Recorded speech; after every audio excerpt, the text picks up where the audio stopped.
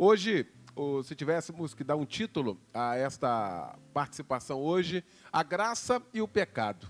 Olha só, que coisa linda, maravilhosa, é muito rico isso, não é? E o nosso tempo, de fato, não permite que a gente estenda muito, a gente vai tentar, não é, trazer, reduzir um pouco mais aqui, mas serão informações importantes para que você possa, então, estar agregando aí a sua vida. Eu queria que você abrisse a sua Bíblia, e o Otton está aqui com a gente também, não é? Em Romanos, no capítulo 5, porque a gente vai entender exatamente graça e pecado lá na queda do homem. A queda do homem, nós já falamos aqui na introdução, né, na quarta-feira, nós falávamos aqui dessa coisa maravilhosa de Deus, na sabedoria de Deus, na bondade de Deus, no amor de Deus, o estabelecimento exatamente da graça, não é? Pós-queda. Até o capítulo 3 de Gênesis, a gente não via a graça no sentido de acudir alguém, no sentido de abençoar alguém, de tirar alguém de um estado desfavorável. Mas a partir do capítulo 3 de Gênesis, da queda do homem, a gente vai ver exatamente todo instante Deus se utilizando da sua graça. Por exemplo, no capítulo 4, Deus vai dizer para Caim: o pecado jaz à porta. Ou seja, depois da queda, ele diz: olha, cuidado, o pecado jaz à porta. E traz ali um princípio: cabe a ti dominá-lo. Ou seja, você sabe que o pecado está à porta, ele está colado.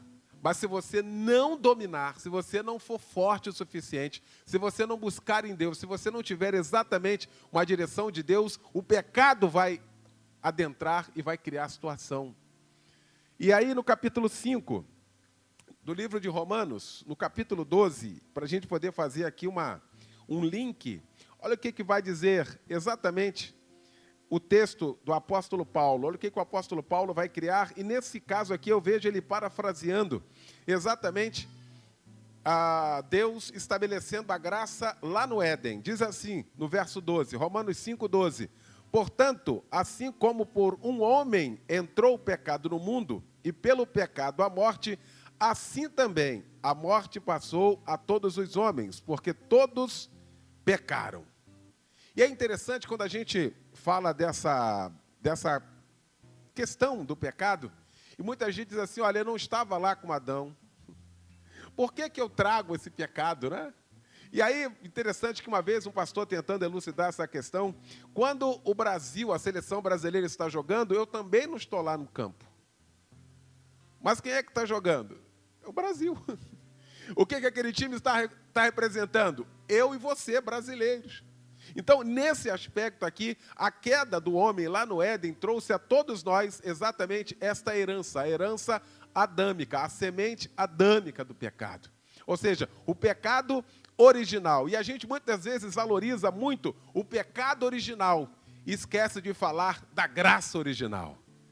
Quando foi estabelecido, quando aconteceu o pecado, Deus automaticamente estabeleceu e restabeleceu a graça, mostrando e apontando para frente que um dia ia se perfazer no tempo a graça soberana completa de Jesus Cristo. Nós só estamos aqui nesta noite porque nós fomos alcançados pela graça. Então, a graça, ela é o antídoto contra o pecado. E foi bonito demais o Alexandre Soares falando aqui na quarta-feira, não é, dessa questão. O Júnior também trouxe o pecado e a culpa, como o pecado e a culpa, elas caminham tão juntas que ela tira todo o centro, ela tira toda o valor de que tem a graça do Senhor Jesus. O texto que nós lemos vai dizer que por um homem entrou um pecado no mundo. O texto de Paulo também vai dizer, a Bíblia Sagrada, de que através também de um homem entrou a salvação da humanidade. Adão pecou, caiu. Deus estabeleceu a graça. Vem Jesus, o novo Adão, e restabelece a comunhão e a graça de Deus para mim e para você. Então, essas quartas-feiras que nós estamos estudando aqui, serão quartas-feiras maravilhosas que eu gostaria que você, de fato, guardasse no seu coração. Porque quando a gente vai estudar graça e pecado, a gente vai chegar à conclusão de que existe o pecado, ele tem um poder, ele exerce um poder na vida do homem. E o apóstolo Paulo também vai escrever em Romanos, no capítulo 6, ó, estão aí pertinho, no capítulo 6, no verso 23, o pecado tinha um grupo não, tinha um dueto chamado os Galileus. Ainda existe ainda, era Jair Pires e o irmão dele, Homero. O Jair partiu, não é? E o Homero ficou, mas eu lembro dos Galileus, e os Galileus tinham uma canção que tocou muito no rádio, hoje já é clássico, né? Ele diz assim, o pecado não dói. Não é? Isso é antigo, né? O pecado não dói. Quem é um pouquinho mais para lá sabe do que eu estou falando. O pecado não dói, de fato, o pecado fascina. Porque o pecado, de alguma maneira, ele traz um prazer momentâneo. E Júnior falou aqui, depois que se estabelece o pecado, que anda no pecado, o que vem? Vem a culpa. E para onde fugir? Quantas pessoas morrendo por causa da culpa de ter praticado algo? Interessante que o apóstolo Paulo vai dizer para mim e para você, de que o pecado ele tem um pagamento. O pecado ele tem um pagamento. E aí no capítulo 6, no verso 23, vai dizer assim o apóstolo Paulo, porque o salário do pecado é a morte. Olha que coisa, o salário do pecado é a morte. Como é que pode uma coisa tão boa, momentaneamente, na primeira vista, uma coisa tão boa, uma coisa que me eleva, uma coisa que me satisfaz momentaneamente, e ter um preço desse?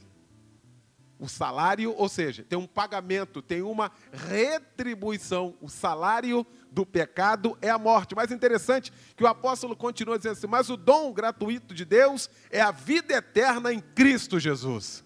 Se pudéssemos fazer aqui uma paráfrase aqui, diz assim, mas a graça de Deus é maior. A graça de Deus, ela aniquila o pecado que te leva à morte e te leva à vida eterna. Olha como as coisas caminham contrárias. Quando a gente entende a graça, quando a gente consegue, de fato, mensurar a graça. Agora, como que isso funciona? Pecado e graça. Como que isso se estabelece na minha vida? Como isso se estabeleceu nesta quarta-feira na minha vida? Através de um elemento, porque se também não tiver esse elemento para a gente fazer este link, não vai acontecer absolutamente nada. E o elemento que vai linkar uma coisa da outra chama-se arrependimento. O arrependimento, ele é o elemento que linka exatamente a graça de Deus, que é um presente de Deus, e as minhas misérias, os meus problemas, os meus pecados. Interessante que, no Antigo Testamento, o profeta Isaías, no capítulo 55, o profeta Isaías vai escrever algo maravilhoso, para a gente entender. No capítulo 55 do profeta Isaías, ele vai trazer exatamente esse entendimento, para mim e para você. Porque muita gente acha que a questão é automática, né? E aí a gente vai estar falando sobre essa questão. Isaías 55, no verso 7, olha o que aqui o profeta vai dizer. Deixe o perverso o seu caminho, o iníquo os seus pensamentos, converta-se ao Senhor e se compadecerá dele, e volte-se para o nosso Deus, porque é rico em perdoar. Olha só que coisa bonita. Interessante que o profeta, ele vai fazendo as marcações. Deixe o perverso o seu caminho. Então, há que ter conversão. Aqui há que haver conversão. O caminho é uma rota. Quando a gente fala em conversão, o que faz? É retornar é meia volta e traçar um novo caminho. Então, deixe o perverso o seu caminho de perversidade, de maldade, de pecado, e aí vai seguindo o iníquo, os seus pensamentos. Pensamentos terríveis, abominações. E o texto vai seguindo, né? E converta-os ao Senhor, ou seja, abra o seu coração, se permita ser tocado pelo Senhor. Se permita ser tocado pelo Senhor. É o arrependimento. E o arrependimento, o elemento arrependimento, ele é tão fantástico porque para nós outros aqui, Eu lembro que, eu vou usar uma figura um pouquinho mais para trás para a gente poder entender. Houve em São Paulo, no Parque de São Paulo, e ficou conhecido como o maníaco do parque. Estuprava as mulheres, era um horror, sabe? Ninguém conseguia pegar. Um dia conseguiram pegar o maníaco do parque. Eu poderia usar tantos exemplos recentes, mas eu quero usar exatamente esse. Pegaram o maníaco do parque. Prenderam o maníaco do parque. Todo mundo vibrou. Prenderam. Como é que pode um país desse não ter pena de morte? E tal, tanta atrocidade, um crime hediondo, um crime que causa repulsa na sociedade. Mas interessante que o maníaco do parque foi preso, foi para o presídio, foi evangelizado e o maníaco do parque recebeu Jesus. E agora? Como é que faz? Não, mas peraí. O maníaco do parque? Aí você... Vou usar uma linguagem nossa. Isso é caô, rapaz. Esse maníaco já é um 7 formado. O maníaco do parque vai se converter, rapaz. Pode se converter mesmo? Qual de nós aqui, se utilizando e lembrando das nossas histórias recentes, qual de nós aqui não pensou um dia, quando alguém muito próximo do nosso estado, do nosso município, foi preso e recebeu Jesus? Por que que eu recebo Jesus? Por que que eu sou carente da graça? Por que que eu sou carente do amor de Deus e eles não? E quem sou eu para dizer que o maníaco do parque não se arrependeu? Quem somos nós para dizer que o gordo, mais próximo aqui a nós, não se arrependeu? O homem que era do terceiro comando, era o braço direito, fazia e acontecia, era o dono do Rio de Janeiro, um dia estava pregando o evangelho num púlpito. Muita gente ficava assim, mas será, meu irmão, se ele se arrependeu, alcançou misericórdia? Porque a gente é muito ligado exatamente a essa questão. Dependendo do pecado que aconteceu, a pessoa não merece absolutamente mais nada. Provérbio vai dizer assim, aquele que se arrepende e deixa. Aquele que se arrepende, aquele que reconhece que está errado, sabe que está errado, que precisa de uma mudança, e deixa aquela prática, esse de fato alcança misericórdia. E quanto a nós, que nunca matamos, que nunca roubamos, que nunca praticamos nenhum delito, mas qual de nós mereceríamos a graça? Pelos nossos méritos. Faça uma análise. Por que que você mereceria receber a graça de Deus? Por que que você mereceria receber o salvo-conduto de Deus? Por que que você mereceria o perdão de Deus? Aí você pode dizer assim, não, porque eu sou bonzinho. Eu obedeço minha mãe, meu pai. Eu sou cumpridor dos meus deveres com a sociedade. Eu faço, eu elenco. Se a gente for analisar pela graça de Deus, tanto eu como você e o maníaco do parque, nós somos todos iguais. Todos iguais. Porque a Bíblia vai dizer assim, porque todos pecaram e destituídos, ou seja, e carentes estão da glória de Deus. Todos. Todos pecaram. A prova de que todos nós pecamos porque Jesus teve que mandar o filho dele. Porque que ele olhou, não encontrou ninguém digno de morrer, um justo. A Bíblia diz que ele olhou para a terra e não viu um justo sequer. Olha que coisa. E aí manda o filho dele. Para quê? Para estabelecer a graça. Para marcar um ponto da graça. Porque lá na lei também já tinha graça, mas a graça era em doses homeopáticas.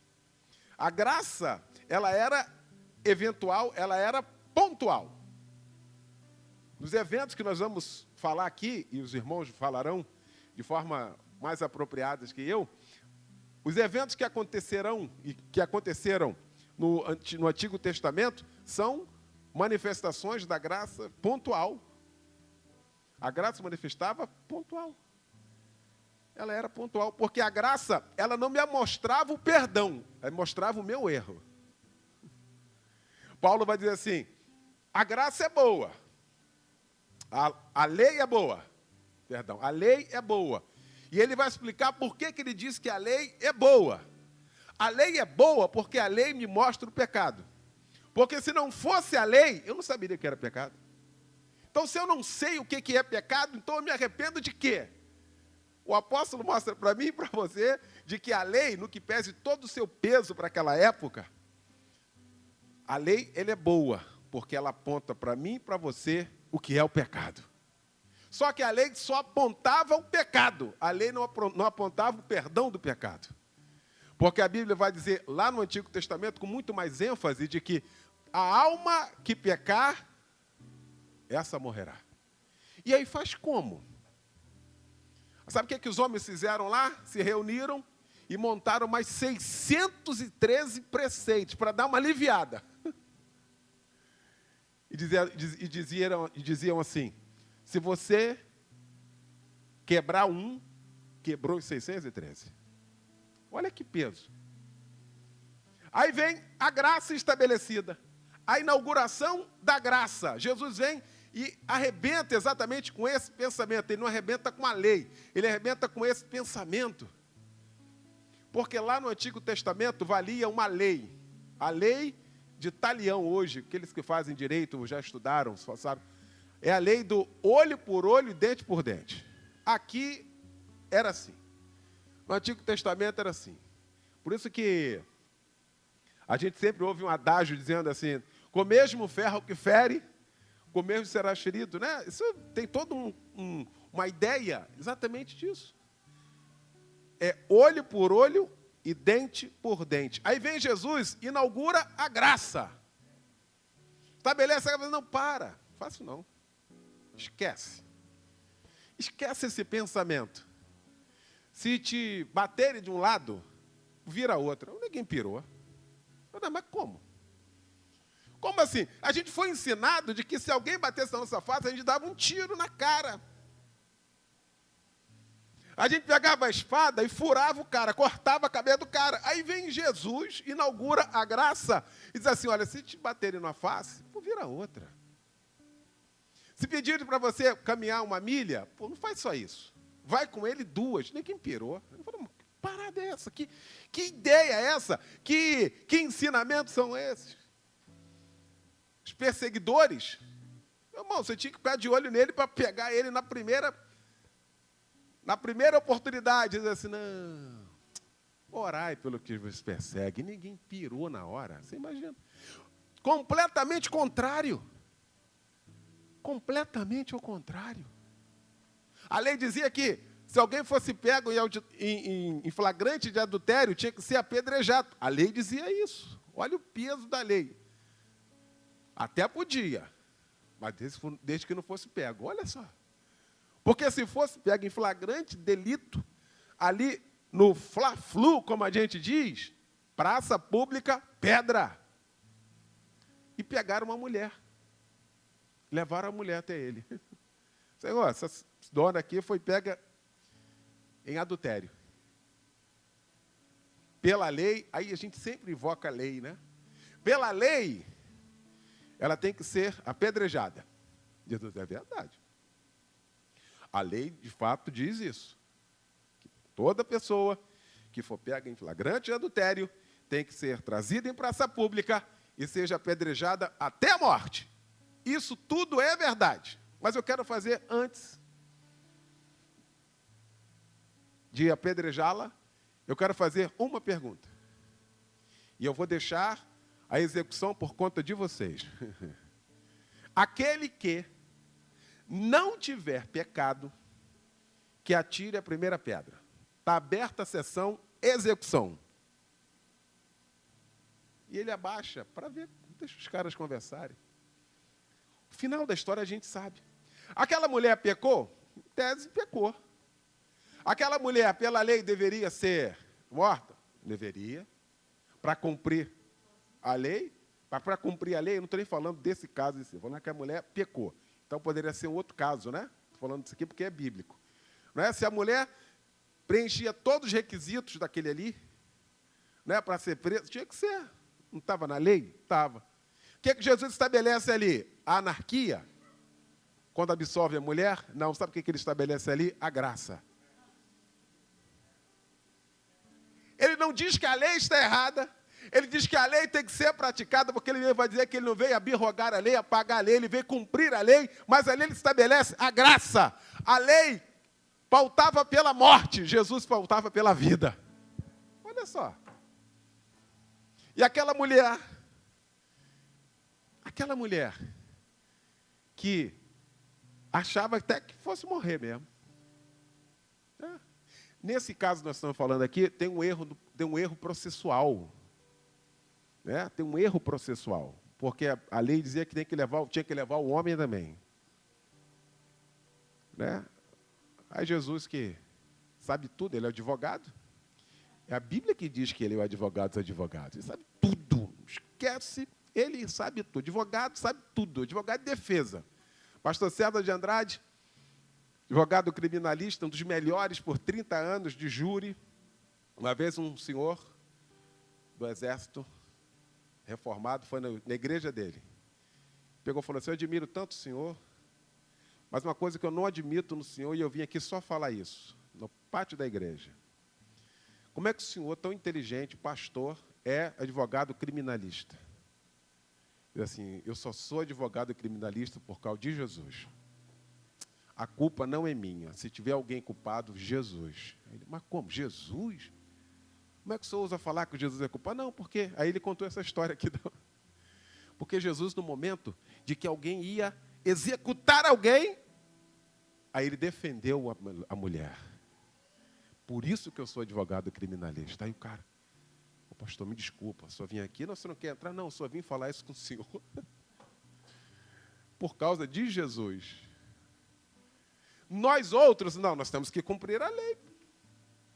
Nós da igreja, não, nós temos que cumprir a lei. Então nós vamos apedrejar, porque para a gente cumprir a lei, porque senão a gente vai ser culpado disso. Olha só, a gente evoca uma culpa. É porque a gente não conhece e não sabe ainda nada de graça. É por isso. É por isso que a gente faz um juízo de valor com o outro. É por isso que a gente sempre critica o outro. É por isso que a gente sempre vê a falha do outro. É por isso que a gente não exerce misericórdia, porque a gente não aprendeu o que é misericórdia. O ladrão, o ex-ladrão, o ladrão da cruz, né? O ex-ladrão, lá na cruz do Calvário, ali, de fato, imagina. E o mais interessante, que aquele ladrão, ele é um réu confesso. Que coisa bonita aquela. Ele é réu confesso. Se a gente analisar as palavras daquele ladrão que estava ao lado de Jesus na cruz, ele é um réu confesso. Quando ele começa a conversar, que ele fala para o outro, ele começa a conversar com Jesus e o outro diz assim: rapaz, tu acha que isso aí é Jesus mesmo, mano? Está aqui entre nós. Olha o ladrão da direita confessando. Diz assim: olha só, presta atenção. Olha como é que você fala. Para a gente entender. Olha como é que você fala. Nós estamos aqui, nesta cruz, nós vamos morrer nesta cruz, porque nós merecemos. Pelos nossos feitos. Aqui, olha que loucura. O cara reconhece de fato que ele deveria morrer daquele jeito. De que a morte dele era perfeitamente legal. Mas a de Jesus não. Olha que negócio lindo. Quantas vezes a gente não reconhece o nosso erro? Quantas vezes na nossa caminhada a gente coloca uma capa de religiosidade e a gente acha que a gente não erra. Ou muito comum a gente até achar que Deus compactua com nossos erros. Não, até agora não aconteceu nada. Com certeza, Deus sabe. Deus sabe da minha fraqueza. Deus sabe. Deus sabe. Não vou melhorar, não. Porque um dia, se Ele quiser... Não, quem tem que querer sou eu, querido. Quem tem que querer é você. Nós que temos que querer, de fato, caminhar em direção a Jesus. Caminhar em direção a Jesus. Nós temos um problema, quando eu falo nós, eu digo no geral. Isso é muito comum e gabinete é bom porque a gente vai vendo exatamente isso. A gente tem dificuldade de pedir ajuda ao Senhor. Parece que, quando a gente entra para falar com Ele, parece que a gente quer se mostrar forte. Como se Ele não soubesse da nossa condição. E às vezes a gente não confessa nada a Ele. Quando eu falei aqui de arrependimento, arrependimento envolve confissão. Se não tiver confissão, não tem jeito. É botar para fora. A graça se estabelece exatamente aqui. A palavra de Deus vai dizer assim, olha, confessai ao Senhor, se com tua boca confessares a Jesus, Ele é fiel e justo para lhe perdoar de todo pecado. Mas por que então que Ele, sabendo que eu estou vivendo, passando o que eu estou passando, Ele não me perdoa? Porque Ele quer que eu confesse. Porque toda vez que eu confesso, eu reconheço que eu errei. E toda vez que eu reconheço que eu errei, eu vou evitar errar de novo. Para isso, esse é o princípio. Se com tua boca confessares a Jesus, Ele é fiel e justo para te perdoar de todos os pecados. Olha que coisa linda. Estava na quarta-feira ali sentado com a pastora Beth, e a gente estava falando exatamente sobre essa questão. Davi vivenciou isso, Salmo 32. Aí no Salmo 32, Davi vai elencar algo maravilhoso. E ele vai trazer um princípio que a gente está vendo aí estabelecido. Quantas pessoas já morreram e tantas outras vão morrer porque não confessaram. Quantas pessoas somatizam tanta coisa que quando elas vão ao médico, no oncologista, o médico diz assim, olha, tem alguma coisa de fundo no coração. O câncer está estabelecido por uma questão psicológica, mas o câncer atingiu o físico. Olha que loucura. E aí são pessoas que guardam mágoas, as pessoas que deixam raiz de amargura crescer, as pessoas que deixam as coisas para depois, achando que depois vai conseguir exatamente equacionar. Não, Davi deixou um exemplo para mim e para você, no Salmo 32, querido. Salmo 32, eu vou para lá, porque esse texto aqui é um princípio de Deus, para mim e para você. Aqui está escrito, Salmo 32, diz assim, olha o que o salmista vai dizer, olha o que Davi vai dizer. Diz assim, enquanto eu calei os meus pecados, envelheceram os meus ossos, pelos meus constantes gemidos, todo dia. Todo dia. Exatamente isso aqui. São pessoas amarguradas. São pessoas sem paz. São pessoas que não conseguem ter a noção do que é a bênção de Deus, do que a graça de Deus pode fazer e por que ela foi manifesta. Exatamente para tirar você disso. E você continua nisso. Enquanto eu me calei. Olha o valor de confessar. Olha o valor de botar para fora. Olha o valor de falar com alguém. Porque enquanto eu me calei, enquanto eu me silenciei, os meus ossos, tem outra versão que diz assim, os meus ossos apodreceram. Os meus ossos apodreceram enquanto eu me calei. Aí ele vai para o Salmo 51, lá ele se rasga. Lá no Salmo 51, ali ele conversa assim, Senhor, olha só, detalhe é o seguinte, eu pequei. Eu pequei contra os céus e pequei contra ti. Aí ali ele começa, lava-me. Lava-me. Porque se o Senhor me lavar, eu vou ficar limpinho. Mas se o Senhor não me lavar, eu vou continuar assim. Cria em mim, ó Deus, um coração puro. Porque o meu coração não vale absolutamente nada. O meu coração é podre. Então cria em mim um coração puro. E renova em mim, ó Deus, um espírito reto. Um espírito inabalável. Um espírito de pé, pronto a falar contigo o tempo todo.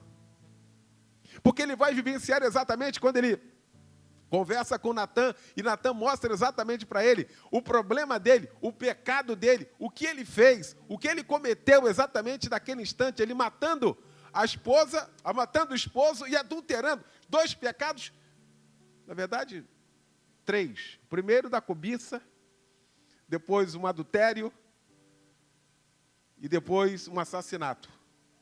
Eu não sei qual que veio primeiro, ou simultâneo. E aí, quando Natã confronta com ele automaticamente, ele sentencia. Senhor, imagina alguém que tem um monte de animais, imagina. Aí uma pessoa só tem um, aí esse que tem muito vai lá, mata essa única que tem. Aí ele sentencia, igualzinho eu e você. A pena para os outros, a gente dá na hora. Para a gente quer benevolência. Assim, o quê? Quem faz isso, merece a morte. Tem que morrer. Fez isso? Aí o profeta diz assim, fez. Esse homem é o Senhor. Esse homem é o Senhor. E aí ele trava. E aí uma das perguntas que ele faz ao profeta diz assim, e eu vou morrer? Por quê? Porque na lei, a alma que pecasse, morreria. E ele vai me matar? Aí o profeta diz, não, ele não vai te matar. Ele não vai lhe matar. Mas também a espada dele não vai se apartar da tua casa. O que o Senhor fez vai desencadear toda uma trajetória de vergonha, de dor, de choro, de pranto. O Senhor vai continuar sendo o homem segundo o coração de Deus.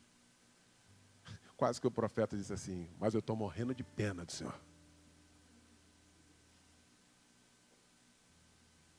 Estou morrendo de pena do Senhor. Porque uma coisa é a graça, que é maior do que qualquer pecado. A outra coisa são as consequências desse pecado, que a graça não aniquila. A graça ela é tão grande, a graça consegue aniquilar, consegue cobrir qualquer pecado. E aí a Bíblia vai dizer de que aonde abundou o pecado, em Romanos 5:20, aonde abundou o pecado, aonde a pessoa era mais... Você já viu aquelas pessoas que eram... E eu conheço gente assim, a pessoa que era terrível, fazia algo assim, né? À margem da lei, atrocidade, completamente assim, que a gente diz assim, esse não tem jeito. Esse não tem jeito. A graça é tão linda, a graça de Deus é tão poderosa, a graça de Deus é tão eficaz, que pau que nasce torto, ela conserta. Olha só que negócio maravilhoso. A gente cresceu com esse adágio. Pau que nasce torto, não morre não, querido. Se for alcançado pela graça, tem uma plana lá, e vai passando a graça assim, ó. Daqui a pouquinho a madeira está certinha. Eu conheço gente assim, você também conhece. Gente estava lá, delito de pecado, lá no fundo, lá no lamaçal, ele é tirado de lá. A graça o alcança. E aí a Bíblia vai dizer assim, aonde abundou o pecado, aonde o pecado foi muito grande, superabundou a graça. A graça foi maior. Mas essa graça, ela não tem o poder de aniquilar as consequências do pecado. As consequências do pecado, nós sofreremos. Porque existe uma outra lei de Deus, dizendo que tudo que o homem plantar, com certeza colherá. E com certeza, será um novo capítulo, esse da graça e as consequências do pecado. Porque Davi continuou sendo um homem segundo o coração de Deus. Rei de Israel. Vitorioso em tantas batalhas. Deus vai falar com o filho dele e dizer assim, eu sou o Deus do teu pai. Olha só, tudo perfeito. Mas o que Davi passou por causa daquele pecado, só você mesmo lendo aí 2 Samuel, no capítulo 11, que você vai analisar e vai ter noção do que aconteceu. De um filho querer matá-lo. E depois esse filho morre e se abate sobre ele um remorso. Uma dor, uma confusão. O outro filho estupra a irmã. Imagina na vida do... Isso tudo às claras. E Deus havia avisado o profeta. Você fez no oculto, você fez escondido. Deus vai deixar que aconteça para todo mundo ver. Consequência de um ato impensado, de um pecado que foi perdoado, mas as consequências continuaram. Eu queria que você colocasse de pé nesta hora. Nós vamos estar falando, se Deus quiser, numa próxima oportunidade, sobre a graça e as consequências desse pecado. Todo pecado, quando confessado diante de Deus, ele é perdoado. Todo pecado. Todo pecado. Talvez você esteja aqui dizendo, meu Deus, eu estou aqui, ainda tem algo na minha mente, no meu coração. Ainda tem coisa que eu ainda fico pensando, isso ainda me tira ainda do sério, isso ainda me tira ainda da centralidade. Eu já pedi perdão. E às vezes a gente fica pedindo perdão de algo que já foi perdoado. Deus, eu queria pedir perdão por aquele negócio. Aí Deus diz, qual? Aquele. O senhor lembra que naquele dia eu falei com o senhor de que esse negócio estava arrebentando comigo, que eu não estava aguentando? Disse, não lembro mais. O senhor não lembra? A Bíblia diz que o senhor não esquece de nada. Eu disse, não. Eu lembro que você falou um negócio que tirava você não conseguia me adorar na sua totalidade, na sua plenitude. Foi isso que você falou? Foi isso que eu falei, está vendo? Pois é, mas eu nem lembro mais. Porque dos teus pecados eu não me lembrarei mais. Perdão de Deus, a graça de Deus, que sara a minha mente e o meu coração, que me mostra que eu sou carente desta graça, que me mostra que eu sou carente dessa intervenção de Deus. Coloque a mão no seu coração nesta hora. Agradeça a Deus por esta graça que nos alcançou. Nós só estamos aqui por causa da graça. Um dia esta graça nos alcançou, porque quando nós ainda éramos pecadores, com amor eterno eu te amei. Que coisa linda é a graça de Deus quando estabelecida na vida do homem. Quando esta graça é estabelecida na minha vida, na sua vida, a gente começa a ser primeiro dependente desta graça. Esta graça nos é suficiente, nos é suficiente. Esta graça que nos mantém de pé. Esta graça que nos faz leve diante de Deus. Esta graça que nos faz caminhar rumo ao trono da graça de Deus.